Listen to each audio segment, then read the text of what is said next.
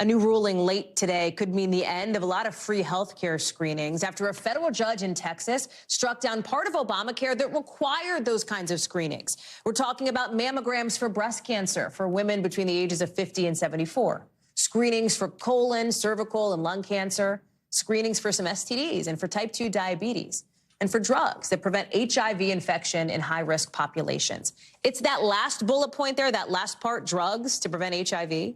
That's why two Christian businesses sued the federal government in 2020. They say that requirement as part of preventive screenings violates their religious freedom because of coverage of those drugs.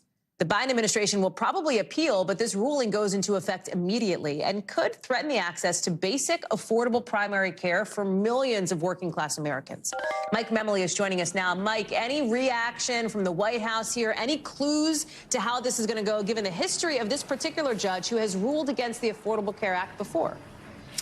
Yeah, in fact, this judge had ruled that the Affordable Care Act was unconstitutional, only to have even a conservative-leaning Supreme Court turn that down 7-2. So that gives us a sense of the history here. What's happening now, Hallie, is that the lawyers and the policy analysts at the White House, at HHS, at the Justice Department are reviewing this ruling and coming to a determination about what the next best steps are legally.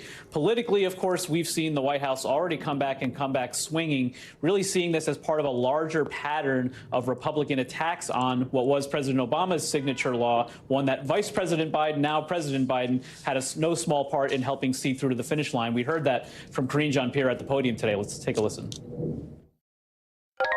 This case gets between patients and their doctors. That's what it gets. It gets involved in a decision that patients and their doctors should be making.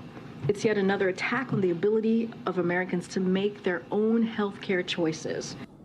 And this comes, Hallie, just a week after President Biden was marking the anniversary of the passage of the Affordable Care Act. He and President Obama were reunited for a social media video touting this accomplishment. So this is something that the White House really does feel politically, if there is the view that this is going to be under attack continuously by either a Republican Congress or conservative judges, they can at least use to their political benefit. Okay, so that's the politics. Let's talk about the pragmatics, if you will, of this, like what this actually means, because our team has been looking into this. It's really not super clear, and I want to be transparent with people. It's not like we can come on the air and say X, Y, or Z. Obamacare coverage plans now can legally cut out this coverage immediately.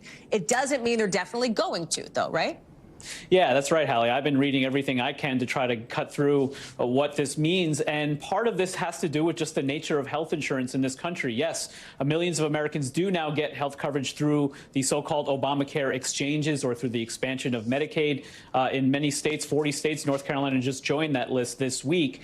But there are so many that still, the majority of Americans still get this through private insurers. And so because of the legal uncertainty, because of the fact that the Biden administration is likely to appeal and then strike down this injunction, many health insurers will likely just continue the status quo. So many of these preventive services are low cost when you consider compared to other major operations, surgeries, and the like. And so for the legal uncertainty here will lead many insurers just to keep the status quo. But ultimately, if this does go up to the Supreme Court, that will then be the reckoning here.